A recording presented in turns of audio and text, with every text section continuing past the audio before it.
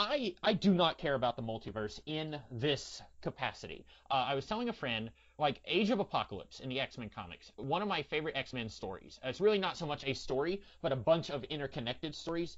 But with Age of Apocalypse, at the time that that was happening, you had like 5 X-Men comics going on. You had X-Force, X-Factor, Adjectiveless X-Men, Uncanny X-Men, and then you just had Generation X had just started. And so that's 5. And then also, you know, you've also got like however many Spider-Man books are going on, maybe 3 at the time. And then you've got a couple of Avengers books and a Fantastic Four book. And so you are getting a whole lot of the main Marvel Universe monthly. And so every month you're getting, you know, if you're reading all of that, and then plus, you know, what else is going on in the 90s, like Sleepwalker, or I don't know, like various minis, like there's so much going on every month that's showing you the main Marvel Universe. And so when they then decide that they are going to do a alternate universe, it's like, hey, this is a nice change of pace from what I have been reading this whole time. But I don't care in the movies because we're only getting like 2 or 3 movies a year. And I feel like you could go another 25 movies without touching the multiverse and still have lots of interesting stuff to explore.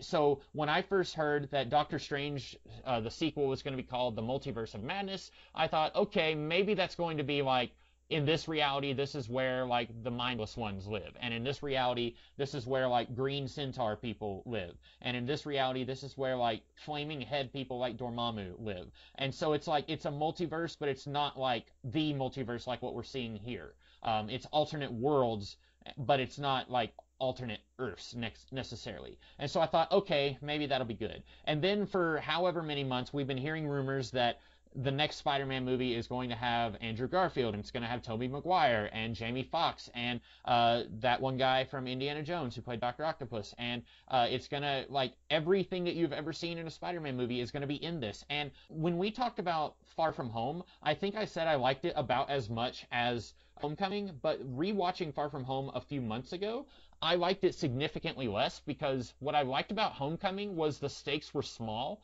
All that was at stake was the Vulture is going to sell Stark Tech to gangsters, and that will be bad on like a relatively low level like thing.